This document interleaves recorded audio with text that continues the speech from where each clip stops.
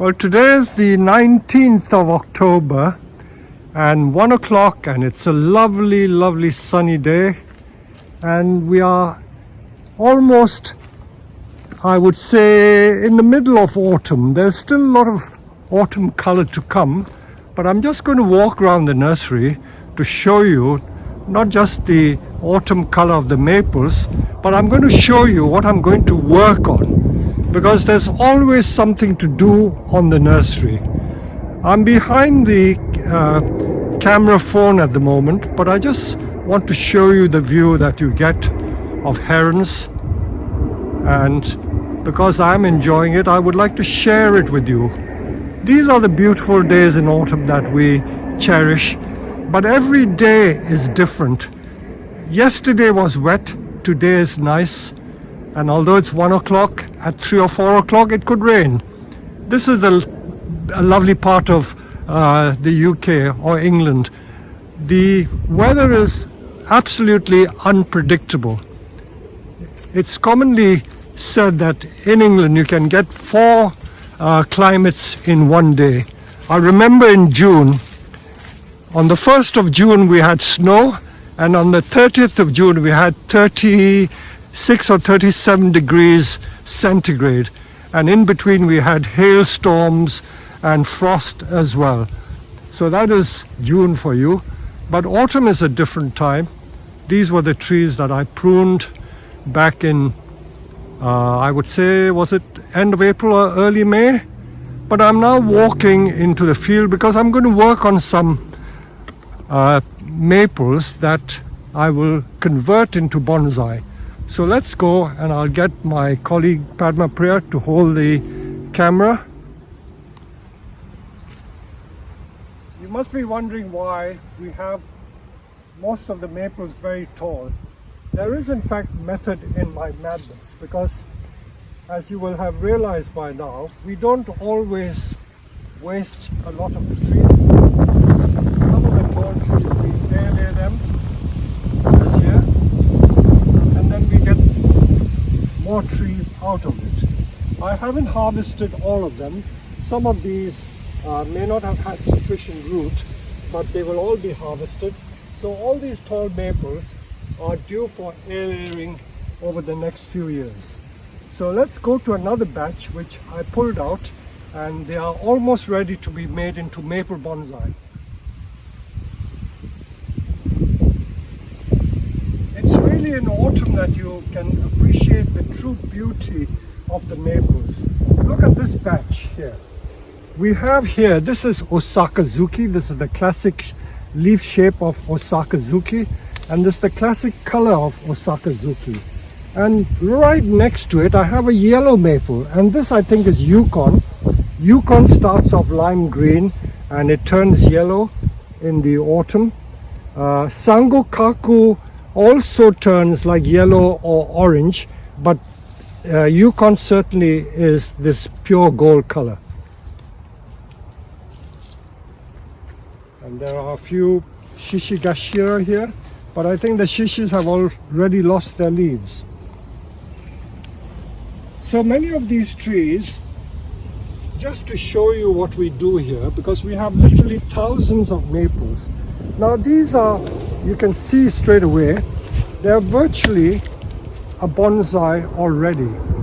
And this would have been a very tall, 1 meter tall tree.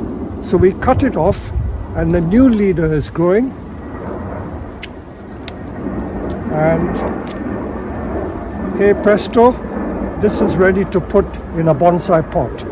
So many of these trees have been constantly cut back and cut back, like this one. Let's show you some of the tricks we do. See, it was cut back there, and a new leader grew there. So we can cut some more. So this is going to be the future bonsai, virtually there. And wherever you look, you will see that trees are very recognizable as bonsai. This is another classic one. It's got a lovely twist in the trunk. The first cut was made over here, then another cut there, another cut there. These trees are certainly at least 10 years old. We don't let them grow big. We constantly keep cutting them back. wherever you go, you will see the same thing is done. So this is how we produce our own maples. As I told people, we are 100% self-sufficient in maples because this is what we specialize in, and we don't have to import maples at all. Look at the variety of color. You will soon recognize certain key species. And I said Osaka Zuki is one of them, and this is Osaka Zuki.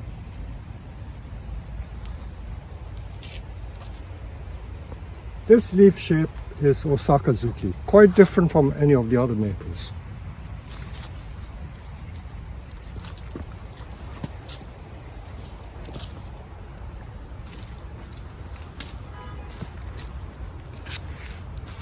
And even little trees like that, look at that beauty. So this would be at least, I would say, 6 years old. So they constantly chop to keep it small. Nice twist in the trunk, so no wiring has been done to these trees. Absolutely no wiring. So they're just left to grow, but we keep chopping it. Look at that one. These can be put together in a small forest. It would look very cute. Or you can use them as individual trees. So these are all grown from seed. They're all grown from seed. And now let's show you what I'm about to embark on. I pulled these out because each of these trees is almost ready for its journey to being made into a bonsai. So this was an air layering. I always take air layerings from a junction. So that's why it's got this lovely, like a double trunk. And the future direction of the tree, I will probably cut that there.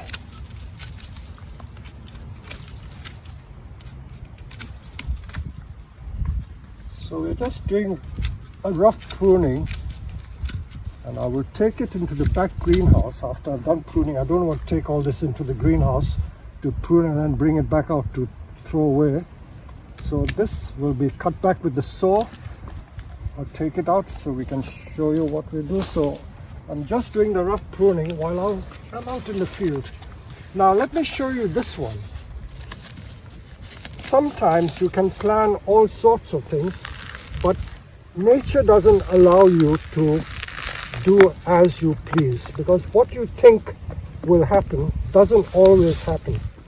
And what I'm going to show you is how the leader changes direction. If I can get it out of the pot, I can show you. This is a tree that's been grown on its own roots. This is a deshojo. When I take it back into the greenhouse, I will show you. So I tried to cut the tree here, hoping that a new leader will come there. But what has happened, this has grown and taken over, and this could have been a new leader. But because the root is this way, I think this would be a better leader. So that is not a good leader. So that will be discarded. So we've taken all the trouble to grow that. We don't want that. So sometimes what looks attractive to you, you have to sacrifice. So we will persevere with this and concentrate on this as the leader. So you can see the shape of this tree. Almost a perfect bonsai. So we'll take it to back greenhouse to pot them up. Every single tree has some potential. I'll have to take it out of the pot because it's grown through the pot. Look at the lovely color. Now this one I cut very low. You see, I cut it there, so this is the new leader that has grown. I don't want all that, so I cut that off, cut this off.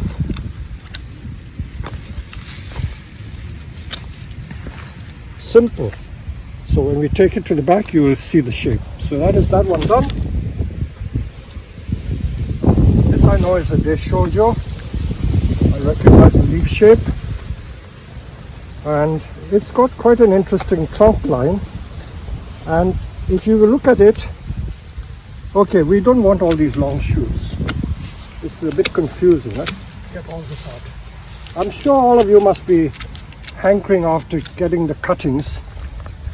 In autumn, the cuttings don't strike so easily, but it is possible. Now over here, you have a choice of what to do. Again, this is an example. I cut it here, hoping that you get a new leader there. But nature doesn't do what you always hope it to do. So this didn't take. But a shoot from lower down took over as the new leader. So this is going to be the new leader, despite what I had planned. So let's get it off. I may need a stronger lopper, but maybe I'll do that when I get into the back greenhouse. So I'm just doing the rough cuts here. So that is number 4. That's another nice one here. The base is beautiful.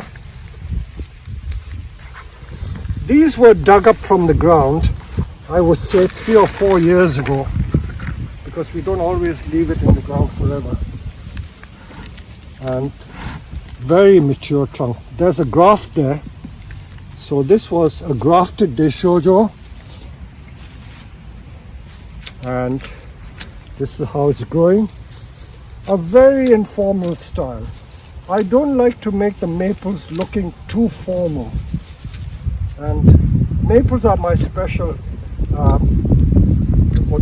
pet subject. And I have my own style of making maples.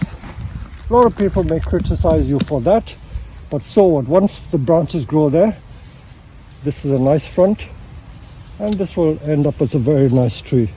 So this is the future direction of this tree. I may tidy the roots and improve the nebari, because the roots are a bit ugly there. It is ugly. They should really come out radially. But this is the trouble when you grow them in flower pots, the roots go round and round. So I may have to deal with it. I'll show you when I take it into the back greenhouse. So that is that one. Number 5.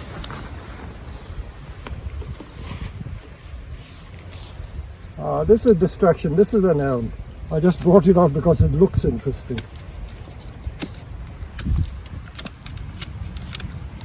What an interesting base there. I could make it shorter and cut it there. You see the cuts. It was cut here, then cut there, then cut here. Maybe a bit tall. I can cut it wherever I like and it'll sprout again. So that's not a maple, that's an elm. Now this is an interesting one. This one, the base is beautiful, lovely base.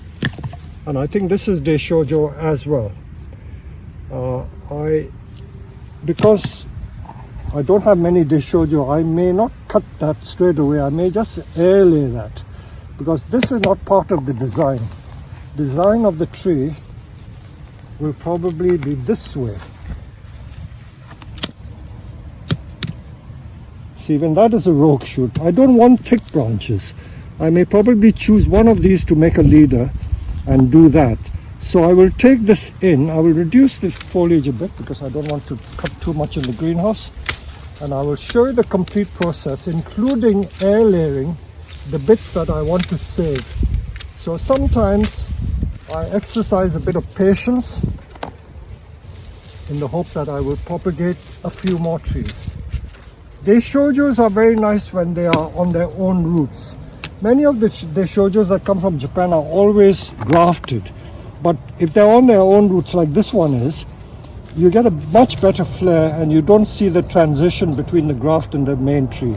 So I'm going to probably air lay this one to save this.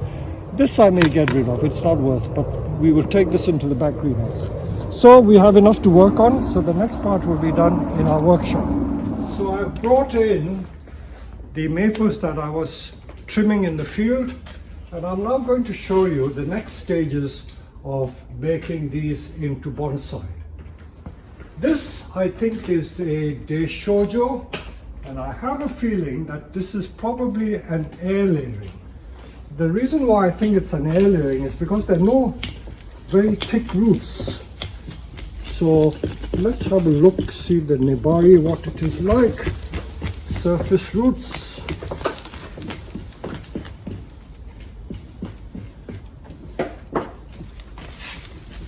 The surface roots are a very good guide as to whether a particular position will be the front or the back.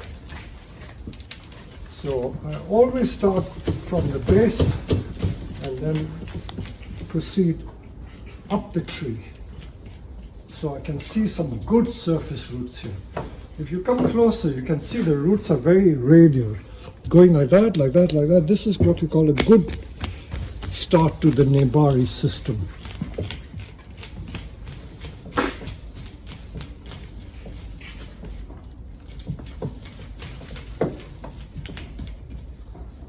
Very nice radial roots. Look at it again. You can just see how nicely the radial root system is developing. A lot of people asking me how you make Nebari. Well, if you get bad roots, then you can straighten it, but this fortunately has grown very radially. I will just tease some of the base to see how deep the roots are. As I say, I have a feeling this is an air layering. I may be right, I may be wrong. Let's see.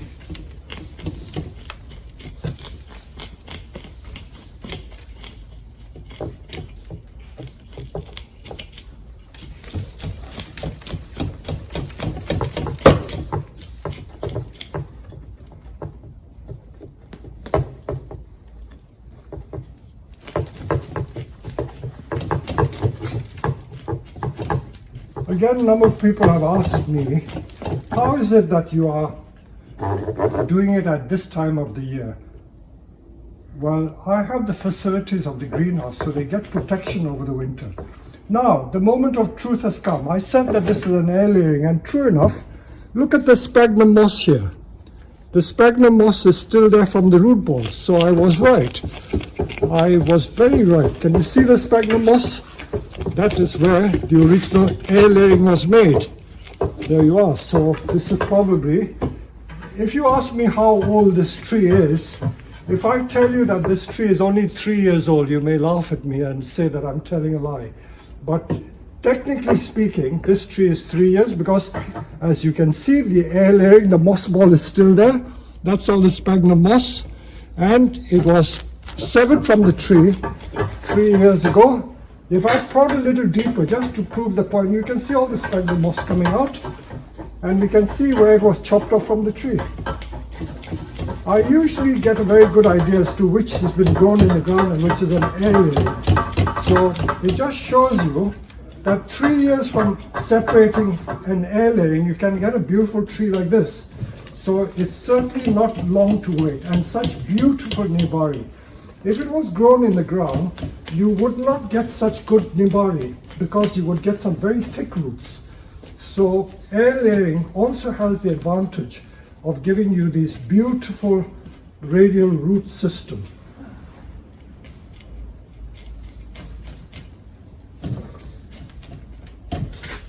And this is just planted in ordinary potting compost. Now this is a challenge. I just want to show you where the air layering was taken. Come here, we will show you. There you are. See, that is the stem where I cut the air layering off. There. So that is where it was severed from. And if I get the big loppers, I could cut it even shorter so that I can get it in a shallower pot.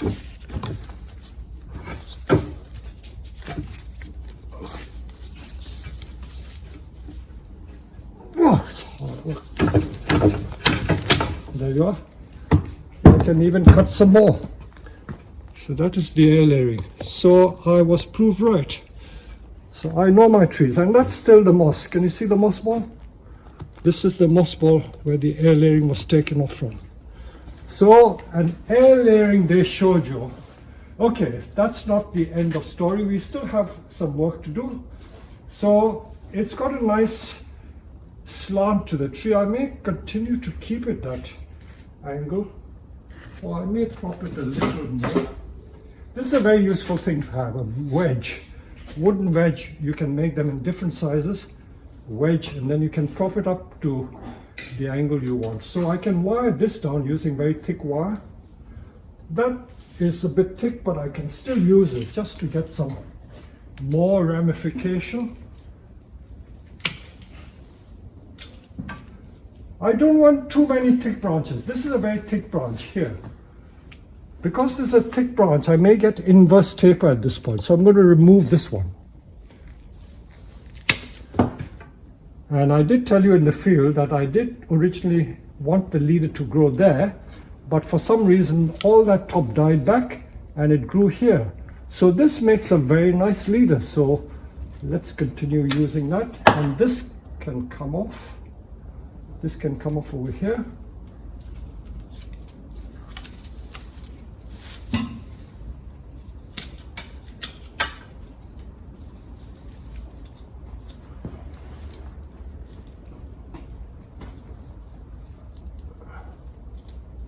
Maybe easier with a saw.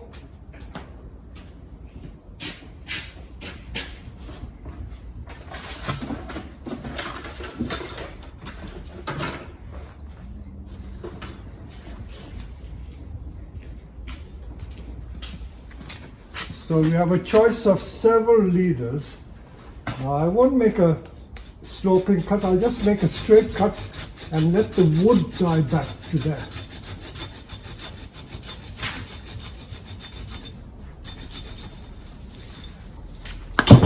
I'll seal that. So that's the shape of the tree. I'm going to wire this down. So I reckon that this tree will be another couple of years in training before it becomes really nice. But meanwhile, I will do some basic training to the tree. By basic training, I mean I want to get the branches in the right position. So this shooting upwards. I know that maples don't normally have pine style branches, meaning that I don't want the trees looking like pines with branches hanging downwards, but I would still like them not shooting upwards, because shooting upwards becomes more or less like a broom style tree, which I don't want this design to be like that. So this is the front. It's got a very nice S shape there.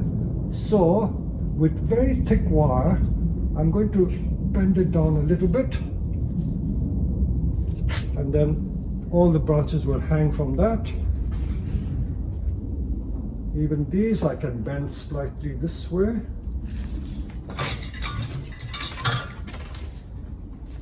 Mind you, maples are not generally wired, but I can still do some wiring. I may not do a lot of wiring, but I will still do some wiring. So I'm trying to find fairly thick wire. Of course, you got to watch the wire because they mark the bark very easily. So if you wire your maples, do be careful. Don't leave the wires on too long.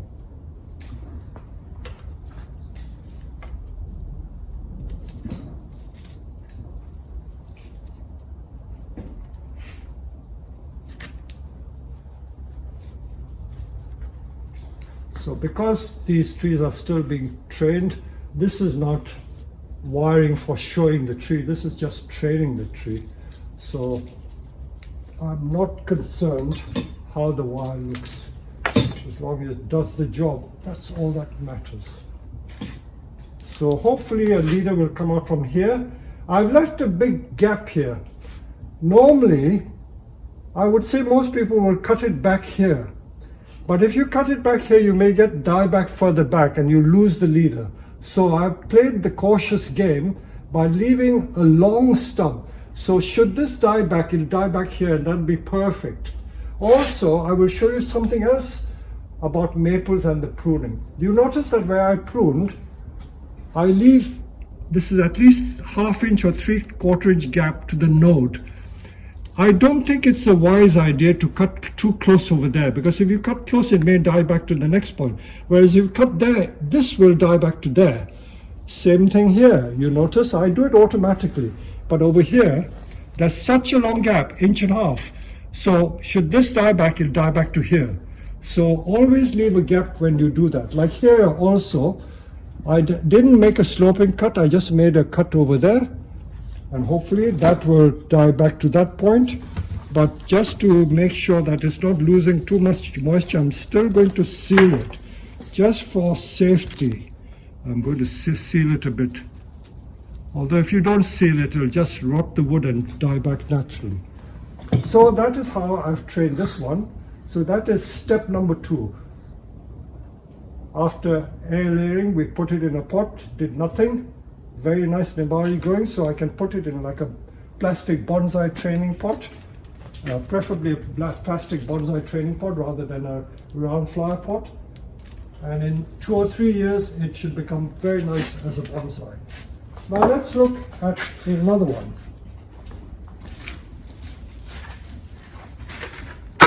Now this is also a Deishojo. This is a Deishojo that has been grafted.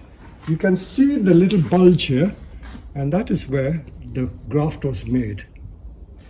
This, by the way, was one of the maples we imported from Japan maybe 20 years ago as a very young tree. Back in the 1990s, maybe even 25 or 30 years. In 1990, we were importing a lot from Japan, but for the last 12 years, I have not imported any tree from Japan. So, because we are now self-sufficient in maple, but this was one that didn't grow so well. You can see a lot of the branches died, but I just kept it growing, and it's grown in this unusual way. I wouldn't say weird, because some people may like it very much, because not everyone has the same taste. And this has a rather nice informal type style, but the roots are very ugly. I don't need to do much to it because I've kept it like this, and all I've done is to try and develop more superstructure. So the point of showing you this tree is to show you what bad roots look like. Now, because this has been growing in a flower pot for so long, the roots have gone round and round. Again, mind you, not everyone has the same taste, so I have customers who like these tangle roots. So although I may not like it, and conventional wisdom says that this is not a good root system, someone else may like it. But I think I will try and improve the nebari to what I feel it should be like. Now that's a very thick old root. This is also a very thick old root. If I take it off the tree, it might suffer. So I have to judge carefully how much root I take off.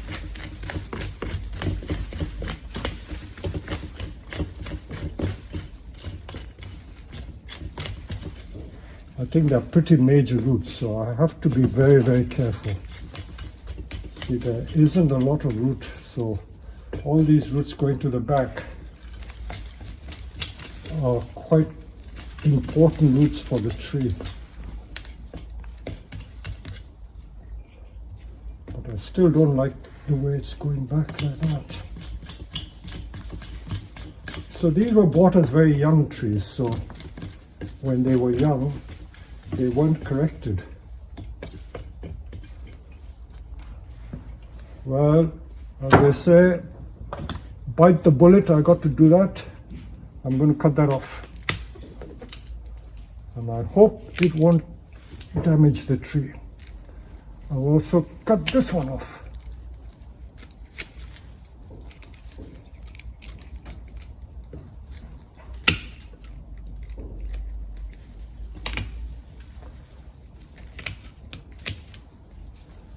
Come the spring, I might put some hormone rooting powder over this area to encourage more young roots to develop, and we could develop the nebari from there.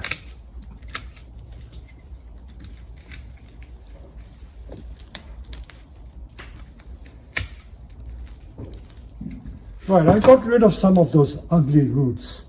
So I've got to this stage, because this is the front, or whoever buys the tree may change the tree and make this the front. If you use this the front, then you will have to restyle the tree, grow new branches from there. So there are many, many options. There are many options. So although it looks at first glance nice like this, it might in the future also have this as a potential front and then create the tree like that. So this is how this one is going to do it. So these will all be put in plastic bonsai training pots. So that's number 2.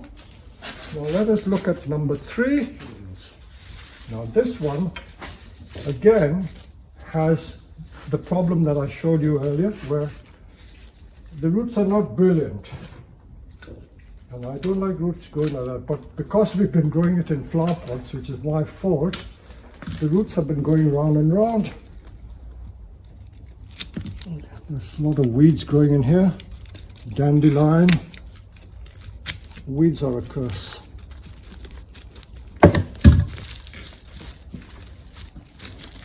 But the base is very nice base. That's very powerful looking there. One branch died. With maples, you get branch dieback quite often. So don't be worried about that. Especially young twigs. In the winter, you get a lot of branch dieback. Many people are worried, but don't worry. That's how maples behave. I'm trying to improve that trunk.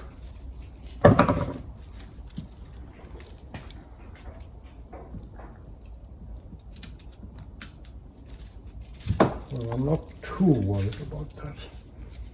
See, there's a little stub here. Now this hopefully will die back to this point, and this is going to take over as the leader. So the future direction of the tree is like this.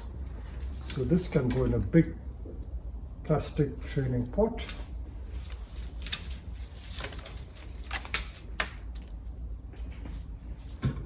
And if this is the front, I want this branch coming more this way. And just give it a little bit of wiring. Take a while.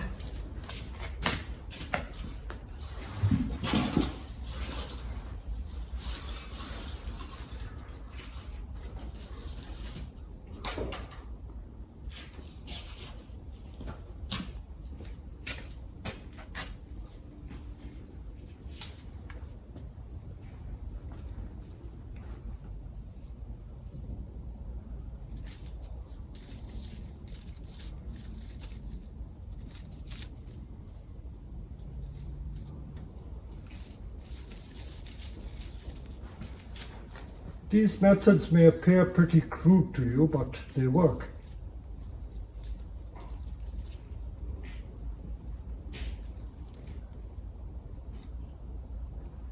Well, that piece of wire was not long enough. I want the leader to go this way.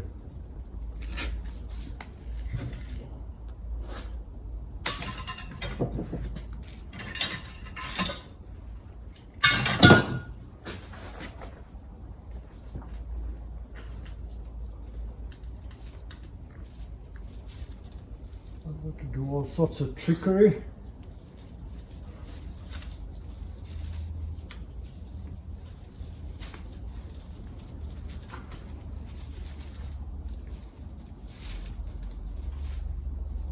These are all my secrets, the way I grow my maples. But I think the general principles are pretty universal. Cut the tree back once you got a good trunk. Now I'm not worried about that little bit, because hopefully that will be cut off, because this is going to be the leader.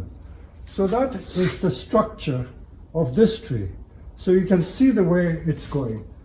I did a fairly heavy cut with the branch cutter there. So I could leave it and let it rot, but I will probably seal it. Don't take the risk. Like those cuts, they were never sealed. You see, they just rot back. So that is number 3 done. So you can see the future direction of the trees. It's quite obvious what they're going to become.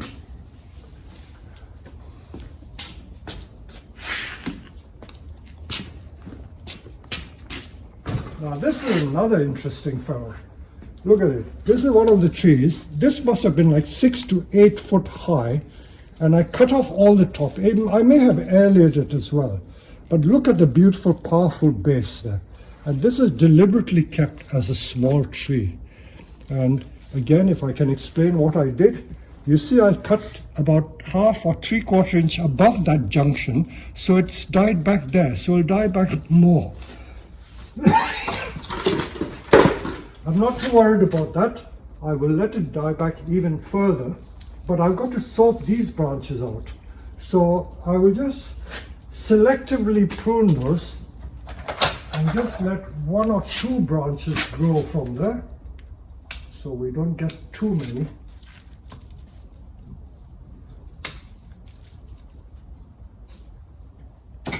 Young branches grow very easily, so don't be worried if you don't see enough branches at this stage, because the structure of the tree is more important at this stage than anything else. There's a funny little going on here. That branch has gone back. Can you see? That one for some reason has gone back. That's doing nothing, so let's get rid of it. That's a fault. So get rid of that.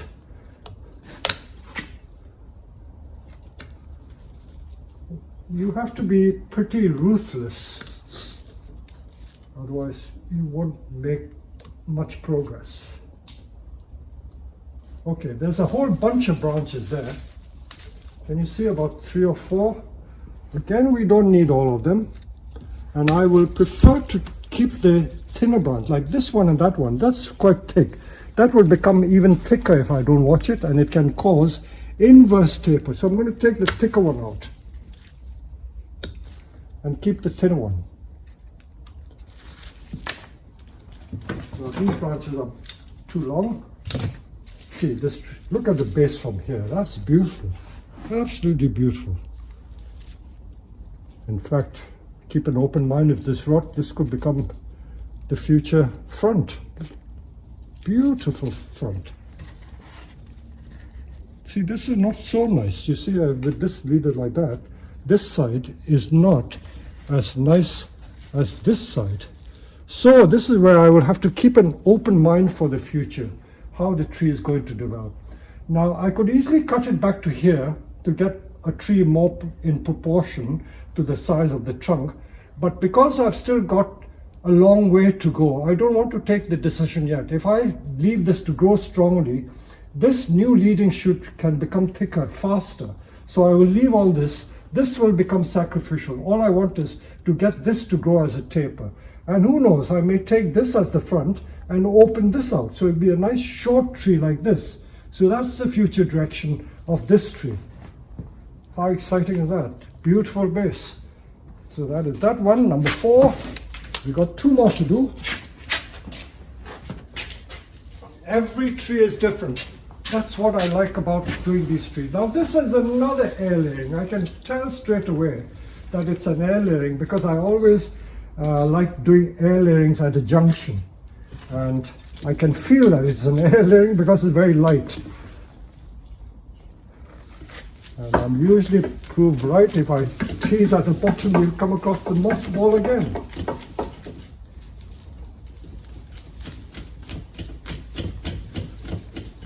Such vigorous roots.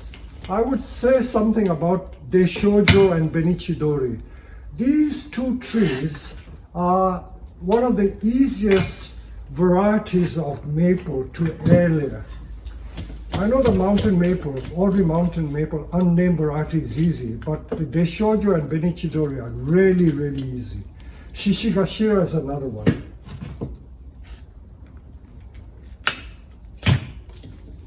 I have never done air layering on dissectums because as a variety, dissectum doesn't make such a nice bonsai. The weeping habit doesn't lend itself to the conventional maple image for maple bonsai. So I've always steered clear of dissectum. I've got some huge ones.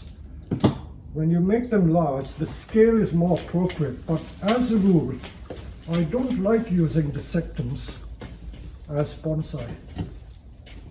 Okay, now I'm just going a bit lower because I'm looking for the surface roots, And because this was an air layering, I'm pretty sure it's an air layering,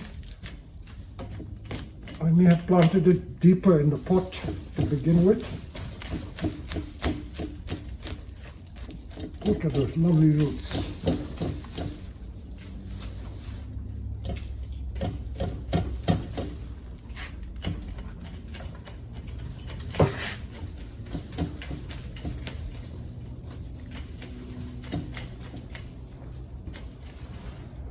If you have facilities for protecting your trees in winter, then you can repot in October, November, as long as you give it good protection.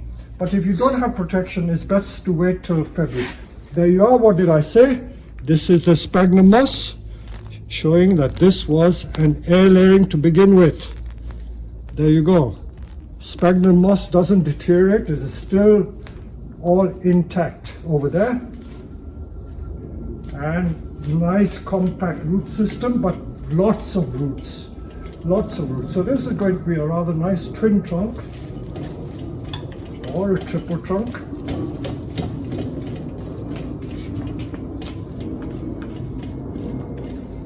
And I still have the chance to develop good nibari because it's a fairly young tree.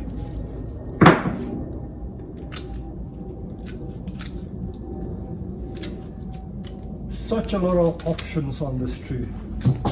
Now this bit died. I'm not worried about it because it died naturally. See, it dies right back over there. So it'll make a nice V shape. And my hand is well clear of the saw.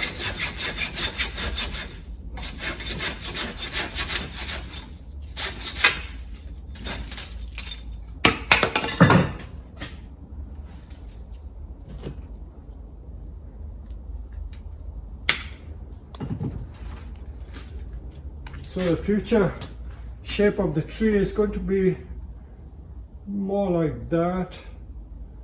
I think that is going to be a bit too tall. So let's take this off.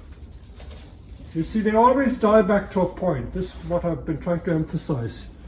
You see, so don't worry. Now, because there's several new shoots coming from there, I don't think it'll die back more. So we've got a choice of several fronts. Either this is the front or that is front. This scar is looking very nice. So still many years before we decide the future direction of the tree. So that's going to be a rather unusual twin trunk. So there's going to be more branches there, so the tree is going to be like that. So there's still choice of this side or that side. So this is stage 2, so we've got 3, 5 done. One more to go. This one is a Deshojo as well. And lo and behold, I have a feeling this is also an air layering. So you must be wondering, how come all these air layerings? Because I'm an air layering expert. So a lot of the trees we produce here are produced for free, meaning we didn't buy the trees in. We produce them from air layering. And you get instant thick trunks like this. You don't have to wait that long. This would probably be an air layering from 3 years ago. I usually can tell. Where you have very compact root, then it's almost certain to be an air layering. So, different design choices. I can see that surface roots are pretty good. And you talk of growing trees in special soils. Now this is just ordinary peat or peat substitute soil with some bark, and just see how healthy my maples grow in this.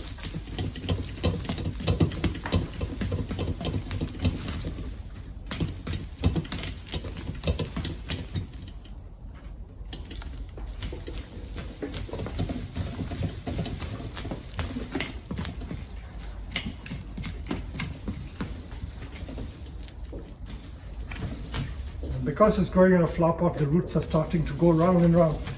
So I've taken it out at just the right time.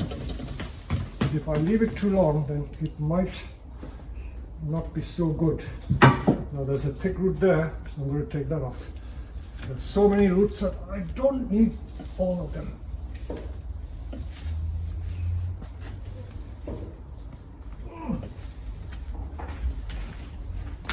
Pretty thick root.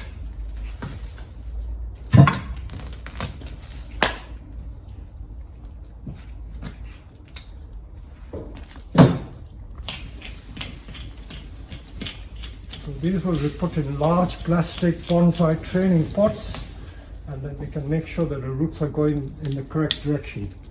Now this looks like a pretty nice front. There's a slight curvature there. It's almost like my famous twin trunk maple. I was going to air layer it, but probably I won't. I got enough trees. So let's cut that off. Oh!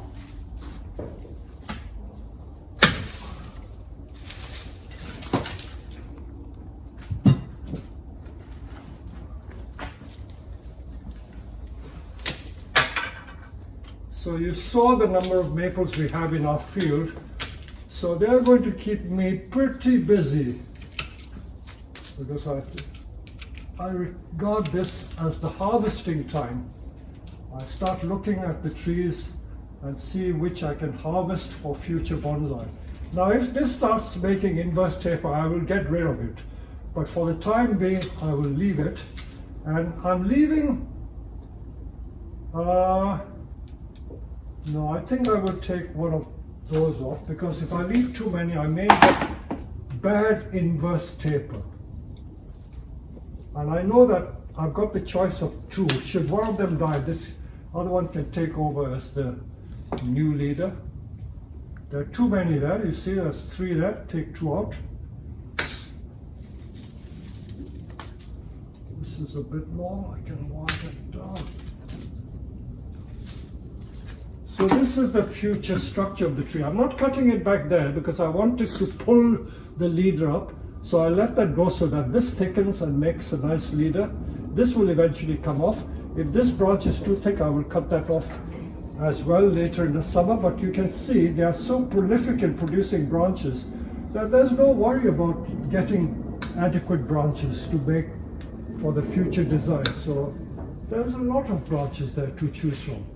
So don't worry. So that is all I would do from there. Unlike your conifers where you can make an instant bonsai, there is still an element of waiting here. So the future direction of the tree, or the shape of the tree, will be like this. That is where it's going to end, and the dome shape is going to come like that.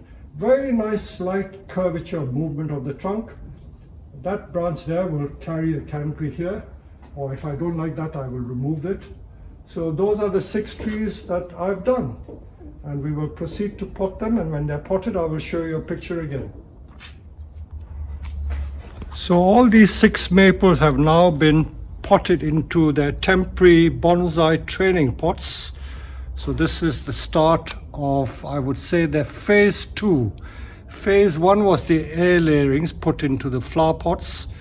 Now I've trimmed it back to the branches and leaders that I want to develop. And over the next year, hopefully in a year's time, there will be a lot of ramification, a lot of new branches. And that is how these trees will develop into the future. So we will show you this again in a year's time. But meanwhile, you can see that they're already looking like bonsais. So hope you've enjoyed this one.